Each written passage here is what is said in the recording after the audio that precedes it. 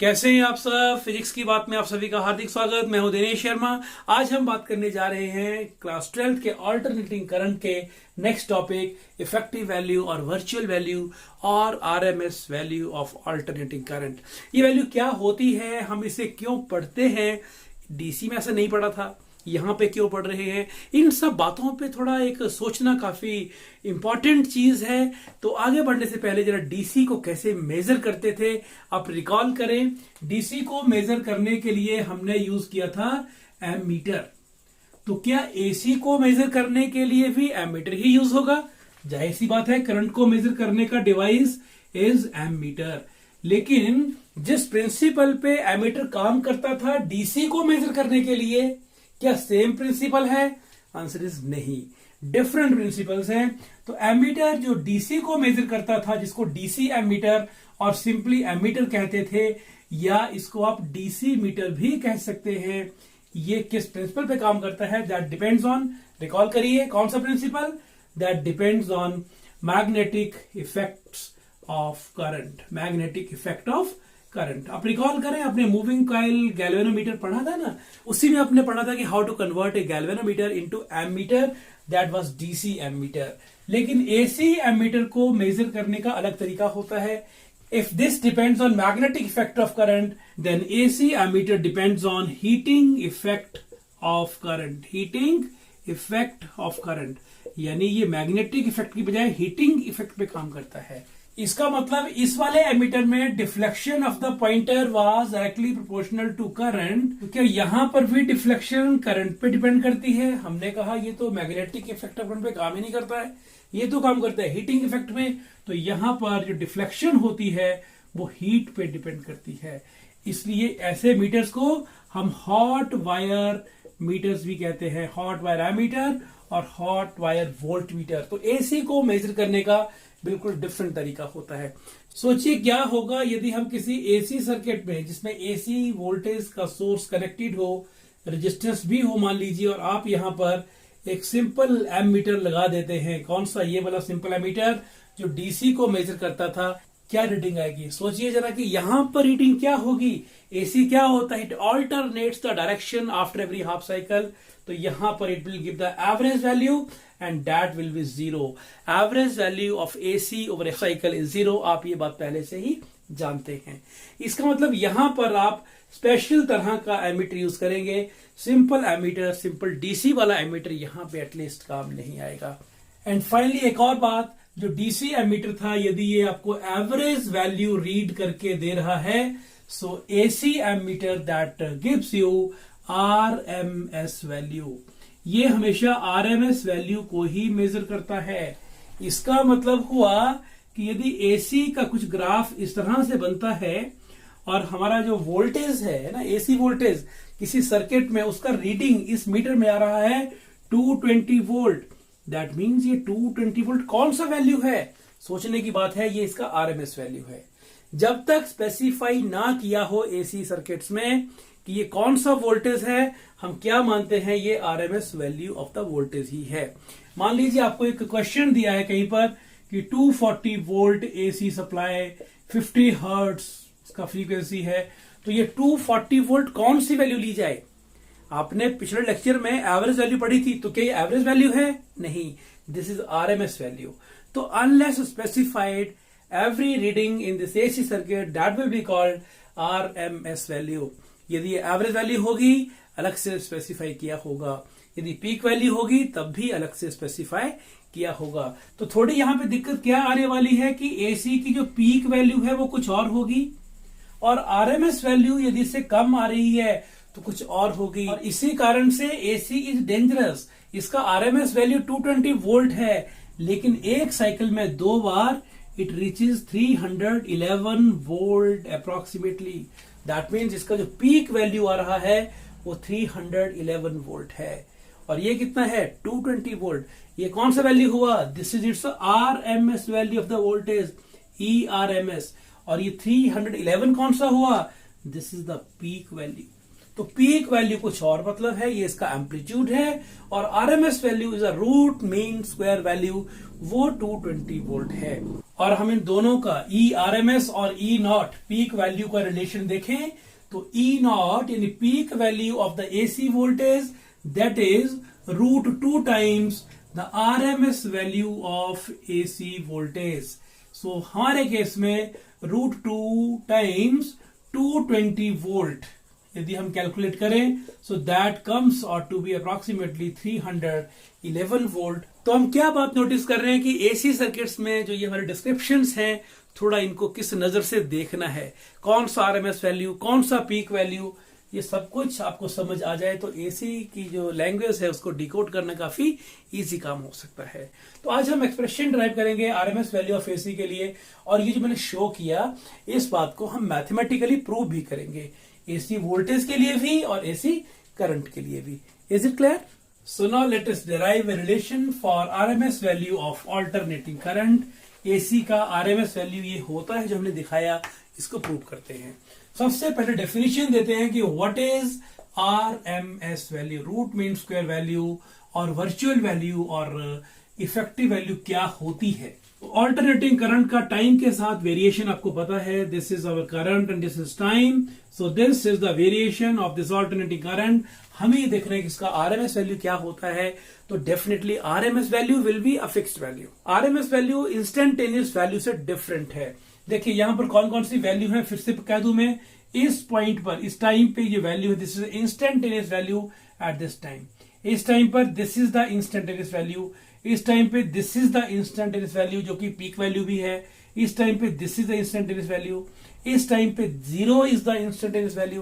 That mean instantaneous, मैं क्या word use कर रहा हूं, उस इंस्टेंट पे कितना वैल्यू है, तो instantaneous value of AC is varying with time, different time पर डिफरेंट है, और 2 बार सर्किट में पीक वैल्यू मिल रही है। अभी हमारे मन में प्रश्न ये है कि इसका आरएमएस वैल्यू कितना है, व्हाट इज आईआरएमएस। इस एसी का आरएमएस वैल्यू भी एक फिक्स्ड वैल्यू होगा, एक स्टेडी वैल्यू होगा। इसके लिए एक तरीका हो सकता है कि आप एसी की बजाय जहां वेरिएशन लगातार हो रहा है, आप आई और टी का ग्राफ बनाएं और वहां पर एक स्टेडी वैल्यू ढूंढ लें। ये वैल्यू लगभग कैसी है, this is DC, this is direct current, is it. तो ये जो डीसी की वैल्यू है, ये वैल्यू अब ये इसको रिप्रेजेंट करेगी। ये जो आरएमएस वैल्यू होगी वो कांस्टेंट होगी, राइट।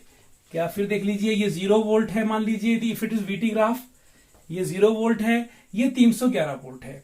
तो पहले तो 0 से 311 वोल्ट तक वैल्यू बढ़ेगी, फिर 0 होगी, फिर ये बढ़ेगी इन द अदर डायरेक्शन, फिर 0 होगी। तो ये वेरिएशन हो रहा है लगातार, 0 से 311 एंड फिर सारा साइकिल चला हुआ है।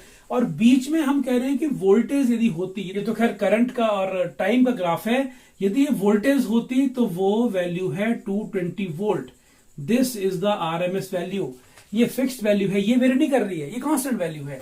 तो हम एक कांस्टेंट वैल्यू के साथ इसको कंपैरिजन कर रहे हैं, और क्या देखेंगे कि इस करंट को यदि किसी रेजिस्टेंस में से पास करते हैं एक गिवन टाइम के लिए, वो जितना हीट प्रोड्यूस करता है उतना ही रेजिस्टेंस, उतना ही हीट ये एसी प्रोड्यूस करे गिवन टाइम में, then that value is called the RMS value of this AC.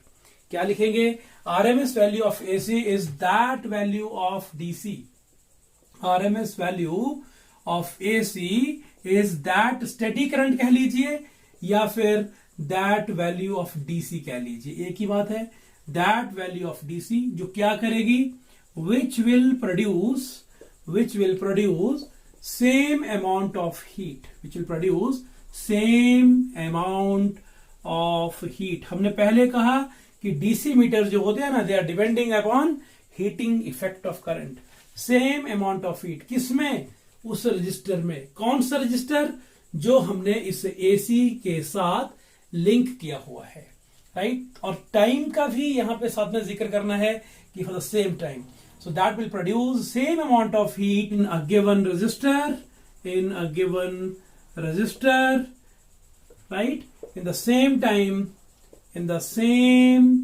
time as this AC does। ये AC कौन सा एसी? ये साइकिल जो हम दिखा रहे हैं, ये एसी गिवन टाइम, वो टाइम कितना भी हो सकता है, किसी रजिस्टर में जितना हीट पैदा कर रहा है तो उतना ही हीट डीसी का जो वैल्यू प्रोड्यूस कर दे वो वैल्यू इस एसी का आरएमएस वैल्यू है। तो आरएमएस वैल्यू ऑफ एसी को हम स्टेडी करंट की फॉर्म में डिफाइन कर रहे हैं। एक्सप्रेशन ड्राइव करते हैं, कैसे शुरू किया जाए। हम जानते हैं कि करंट का इक्वेशन क्या होता है, एसी का इक्वेशन क्या होता है। So we know that I is equal to I not sine omega t is the instantaneous value of alternating current and I naught is a peak value। अब फिर से वही बात कि आप इस AC के सोर्स को किसी जब रजिस्टर के साथ कनेक्ट करेंगे तो एक स्मॉल टाइम dt में कितना हीट पैदा हो रहा है पहले वो देखेंगे, और फिर एक फुल साइकिल में कितना हीट पैदा हो रहा है उसकी बात करेंगे। तो पहले क्या लिखूं मैं कि heat produced in this register, heat produced in this register, और मान लीजिए इसका रेजिस्टेंस R है, तो heat produce in the register R in small time dt, in small time dt। और ये हीट कितना हो जाएगा? आप जानते हैं जूल्स हीटिंग इफेक्ट से हीट का फॉर्मूला क्या होता है, H is I square, I यहां पर ये I है AC, R is the resistance, and time कितना लिया हमने dt, this is I square R dt। This is the heat which is produced in this resistor। And what is the heat produced, the full cycle of AC? Heat produced in complete cycle of AC। जब ये AC अपना पूरा cycle complete करेगा तो कितना heat इस register है वो प्रोड्यूस कर चुका होगा। So heat produced in complete cycle of AC, so that heat will be, अच्छा इसको आप DH लिखिएगा, this is small amount of heat है ना, तो यहां पर हीट को आप H लिख दीजिए। सो दैट H इज, क्या लिखा जाए, that should be I square R dt। ये तो छोटे से टाइम स्लॉट के ऊपर कितना हीट हुआ था, छोटा सा टाइम, तो total heat can be given by integrating it 0 to T। So ये हो गया हमारा equation number 1, and this equation gives you what is the amount of heat which is produced by this AC in one time period, that is in one cycle। अच्छा, अब बात करते हैं effective value की। हम इसको एक तरफ कर दें, अब लेते हैं कि let I E double F, I effective लिखेंगे I, और सबस्क्रिप्ट में E डबल F लिख दिया। तो let I E double F is the effective value of AC।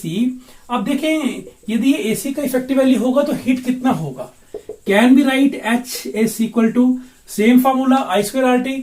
What is I? यदि इसको किनारे छोड़ रहे हैं हम सीधे ही इफेक्टिव वैल्यू से क्वेश्चन को सॉल्व कर रहे हैं, तो I की जगह आना चाहिए I इफेक्टिव। यदि यहां से AC की जगह कोई एक स्टेडी करंट पास करता है, उस स्टेडी करंट को हम कह रहे हैं I इफेक्टिव। तो कितना हीट पैदा होगा बात उसकी हो रही है। पहले बात होगी AC की, अब बात हो रही है effective value of the current की। तो I square R, what is resistance, again R, और कितने टाइम के लिए करंट पास किया, क्या dt? नहीं, फुल साइकिल के लिए, दिस इज T। तो ये हो गया हमारा इक्वेशन नंबर 2। तो इन दोनों को इक्वेट कर देंगे तो ये H यहां से एलिमिनेट हो जाएगा। तो फ्रॉम इक्वेशन नंबर 1 एंड 2 ये आपको डीप इनसाइट देगा। आरएमएस वैल्यू की जो टर्म हम बोल रहे हैं RMS, वो कैसे आ रहा है आपको अभी पता लग जाएगा। This is I effective square, and this is R, and this is T, and this is equal to integration of I square R dt, and this is 0 to T। तो इसको मिटा देते हैं। अब देखिए R तो यहां पे कांस्टेंट होगा, उसको बाहर लेंगे तो R तो यहां से कट जाएगा, and we are left with I effective square is equal to, this is I square dt, limit हुई 0 टू T फुल साइकिल, और ये T यहां जाके 1/T बन जाता है, राइट। तो I इफेक्टिव कितना हो गया, I effective is equal to, this is square root, क्योंकि स्क्वायर है यहां पे ना, तो what is I effective, square root of this, and this is 1/T, and this is 0 to T I square dt। This is the effective value of AC। और ये क्या है, ये रूट है, ये रूट है, किसका रूट है, बाई T किया ना हमने, तो AC के पूरे साइकिल में टाइम पीरियड था कैपिटल T, तो हमने इसका मीन ले लिया। उसको टी से डिवाइड कर दिया, तो रूट ऑफ द मीन, किसका मीन लिया हमने, टी से किसको डिवाइड किया, I square. And what is I, I represents कि 0 से t के बीच में डिफरेंट ओकेजन्स के ऊपर, डिफरेंट टाइम्स के ऊपर what were the instantaneous values. तो root of the mean of square, square of what, square of I's, I's मतलब instantaneous values of current, instantaneous values of currents. That is why हम I effective को I R M S भी कहते हैं, इसीलिए इसको I R M S कहा जाता है। तो रूट मीन स्क्वायर को ही, root of the mean of the square, इसी को आर एम एस, तो आई आर एम एस कहते हैं। फिजिक्स में जब भी R M S word use होगा इस तरह से, इसका मतलब होता है कि पहले आपने किसी चीज को स्क्वायर किया है, उनका फिर मीन लिया है, उसको रूट किया है आपने फिर। तो this is I effective and this is a value 1/t I square dt and 0 to t। अब इसको यदि हम पहले कैलकुलेट कर लेते हैं और फिर उस वैल्यू को यहां पुट कर दे, तो हम आई इफेक्टिव के लिए रिलेशन निकाल लेंगे। तो इसको देते हैं इक्वेशन नंबर 3 और इसको कहीं साइड में लिखते हैं। I should write it somewhere here. This is I effective is equal to root of the mean of square I square dt और ये हुआ 0 to t। तो this was equation number 3, right. तो मैं सबसे पहले I square dt 0 to t integration इसको solve करने वाला हूं। तो लिखेंगे हम कि लेटस इवेलुएट किसको, I square dt 0 to t, that becomes what is I. आप जानते हैं आई क्या था, I was the instantaneous value of AC. This is I not sine of omega T, इसका स्क्वायर है तो ये भी स्क्वायर हो गया और ये भी स्क्वायर हो गया, और इंटीग्रेशन हुआ, यहां dt लिखेंगे और 0 to t। So I nought square को बाहर लिखेंगे इंटीग्रेशन साइन से, 0 to t and this is the sine square omega T dt। Now how to solve the sine square omega t. हम साइन स्क्वायर थीटा का integration कैसे करते हैं, हमें इसको चेंज करना पड़ता है पहले कॉस में, 1 minus cos 2 theta by 2। Same यहां पे चलाएंगे। This is I nought square and this is 0 to t and here will write 1 minus cos 2 theta is here omega t. तो 2 ओमेगा टी डिवाइडेड बाई 2। तो ये हमने sign square omega T को इस form में लिख दिया एंड दिस इज dt। अभी इंटीग्रेशन नहीं किया, जस्ट अभी साइन स्क्वायर थीटा को, साइन स्क्वायर ओमेगा टी को हमने इस फॉर्म में लिखा है। अभी आई नॉट स्क्वायर लिखेंगे फिर से, बाई 2 भी ले आते हैं, इसको बाहर ले आइए, और अब 1 का भी करेंगे इंटीग्रेशन और cos 2 ओमेगा टी का भी करेंगे इंटीग्रेशन।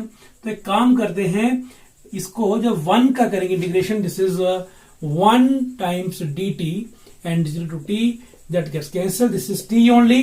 तो इसको t लिख रहा हूं और माइनस जब cos 2 ओमेगा टी का करेंगे, क्योंकि 2 तो ऑलरेडी बाहर है ना, ये दिस टू इज आउटसाइड, तो ये हुआ sine 2 omega t divided by, argument का फिर से करेंगे डिफरेंशिएशन से डिवाइड करेंगे। अब जानते हैं इंटीग्रेशन में पहले कॉस थीटा को लिखा, साइन थीटा, अभी जो आर्गुमेंट है उसको फिर से डिफरेंशिएट करके डिवाइड करेंगे। तो 2 ओमेगा टी का डिफरेंशिएशन कितना हो गया, d by d t of 2 omega t, so that becomes 2 omega. So this is divided by 2 omega और दोनों जगह लिमिट लगेगी 0 to t and this is also 0 to t। तो इसको सॉल्व करते हैं, that becomes equals to I nought square divided by 2 and this is capital T minus 0, agree, this is T minus 0 and this is minus 2 omega को बाहर common ले लेंगे, this is constant 1/2 omega, this is sine of 2 omega t. तो 2 into omega होता है 2 pi by T, so that becomes 4 pi by T और साथ में है ये स्मॉल टी। वैसे तो देखिए यहां पर ओवर ए कंप्लीट साइकिल, ये 0 से t है, this is complete cycle. Over a complete cycle sine का जो वैल्यू होता है, दिस इज आर्ग्यूमेंट, ये 0 होता है। Over a complete cycle sign A cos 0 होगा, लेकिन हम इसको दिखा सकते हैं कि 0 आएगा। You can close the bracket here and that becomes I naught square by 2, this is t minus this is 1 by 2 omega and this is sine of 4 pi. क्यों? आपने कैपिटल टी यहां पुट किया ना पहले. आपने जब कैपिटल टी यहां पे पुट किया तो टी कट जाता है, इसे साइन ऑफ 4 पाई यहां पे 0 है and minus this is sine of, जब टी की जगह आपने 0 रखा तो this is 0. So this is I naught square by 2 and this is t minus 1 by 2 omega sine 4 pi 0 minus 0. So it becomes I naught square by 2 into t. So this is a value of I square dt integration. Is it? इसको आप equation number 4 लिख सकते हैं. अब this value will be substituted here. तो I effective क्या बनेगा? We'll write that now. Therefore I effective will be equal to, I effective is square root of what? 1 by t and this is I square dt integration.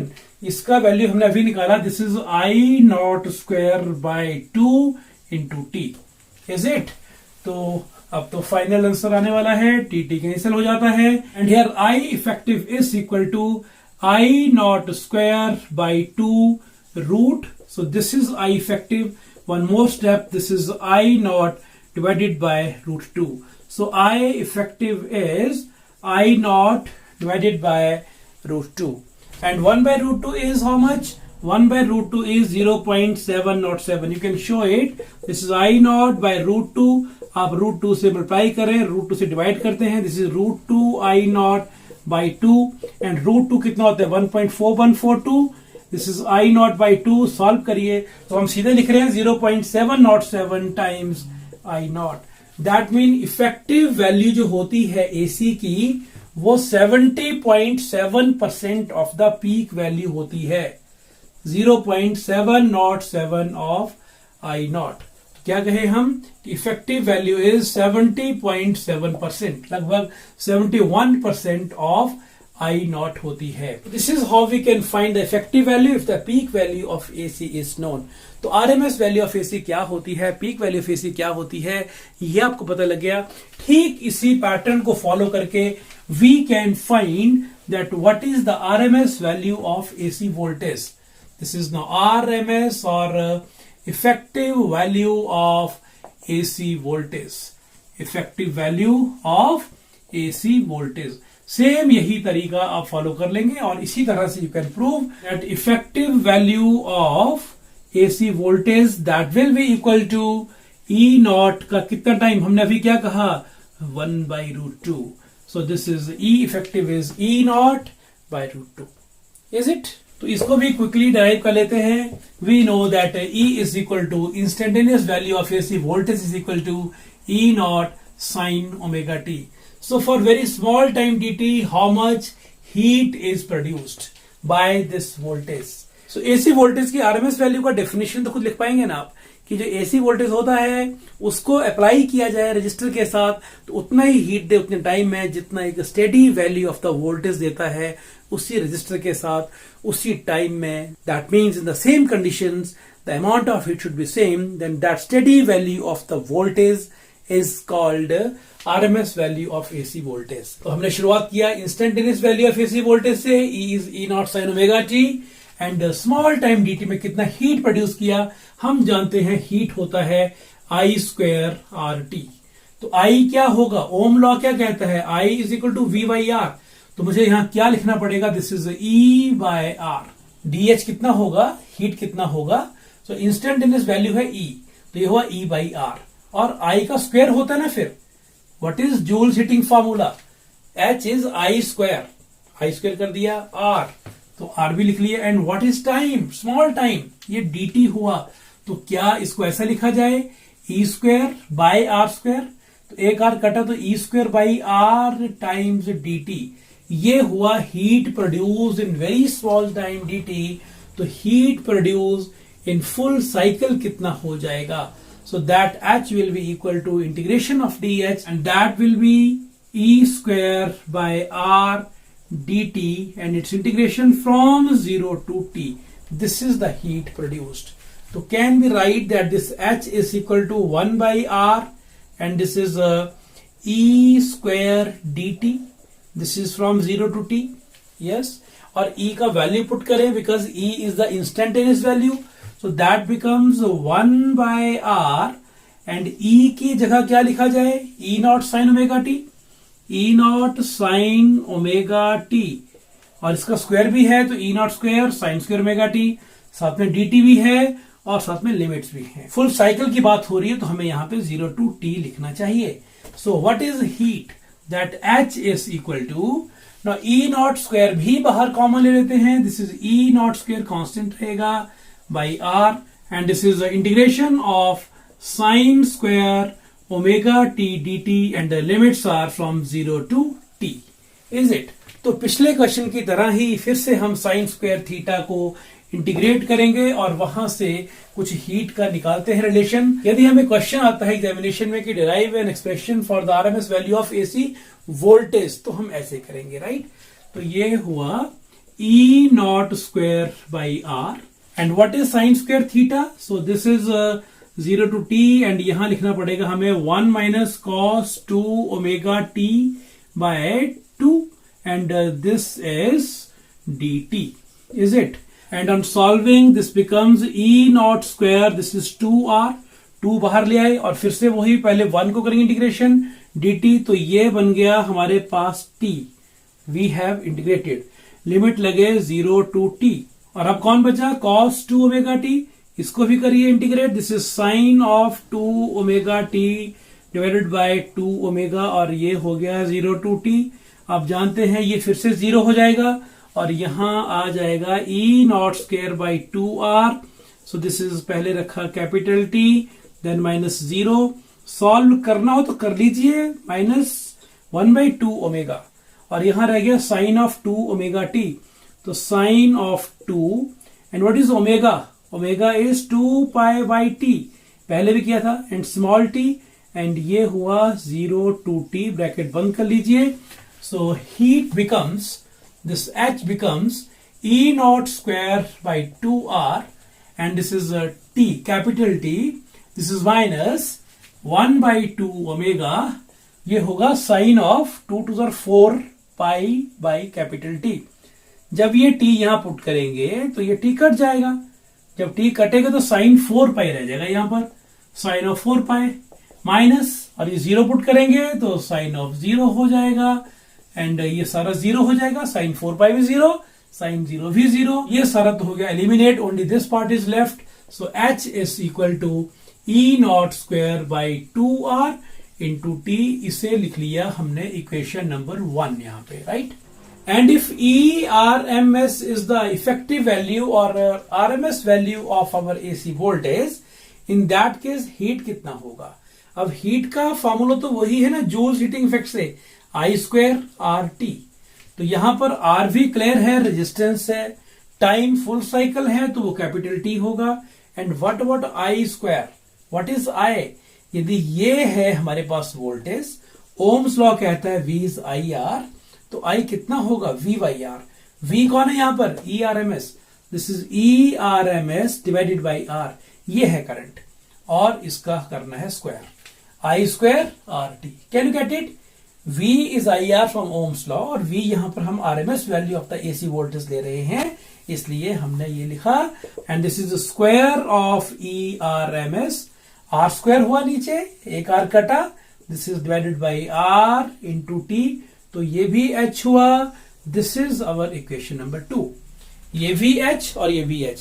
पिछला question भी ऐसे deal किया था, थोड़ा सा strategy different किया था, बाकी ऑलमोस्ट यही था वो। तो equating equation number 1 and 2, what we get, this is ERMS square divided by R into T, and that is equal to E naught square divided by 2R into T.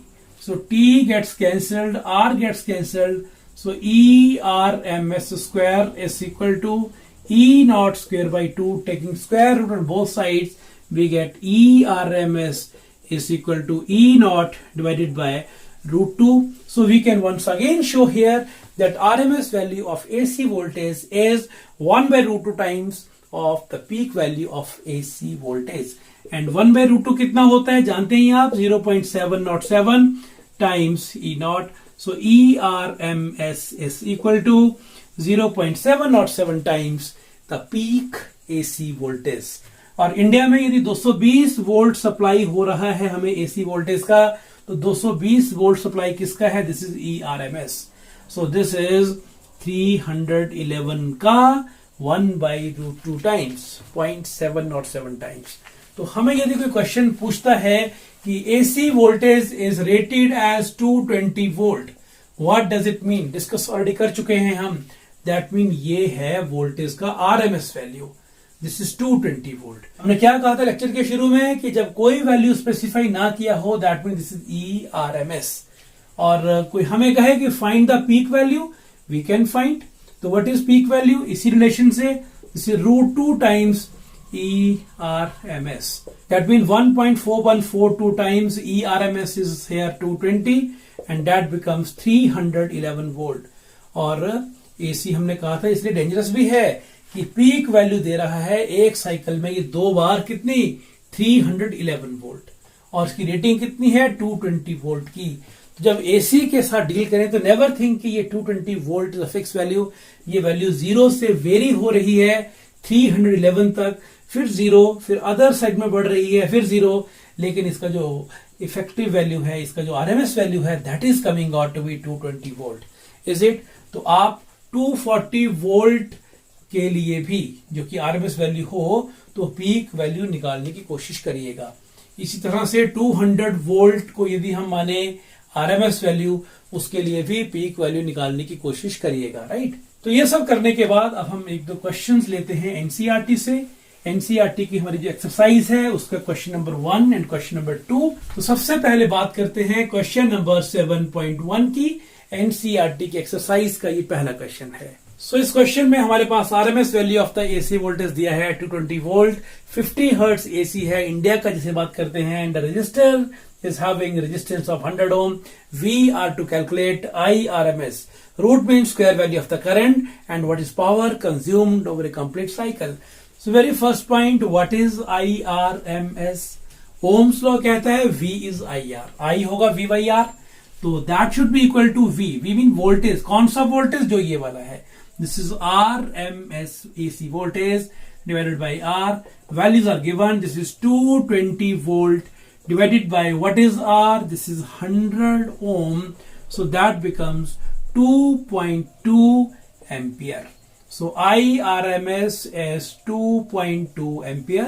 First part is over. In the second case, we are to find what is power consumed over a full cycle. That means we are to find here average power. तो P के साथ लिखेंगे subscript में AV average and that is equal to E और I. कौन सा E और कौन सा I? This is RMS value of AC voltage and RMS value of AC current. Relation कहां से है आप जानते हैं आप? P is equal to VI. Electrical power होता है वोल्टेज इंटू करंट. तो सेम रिलेशन. तो what is ERMS? We know it well. This is 220 volt here. And what is IRMS? So this is 2.2 ampere. So that becomes 484 watt. So this is the average power which is consumed over this complete cycle. So this was all regarding the first question of NCERT exercise.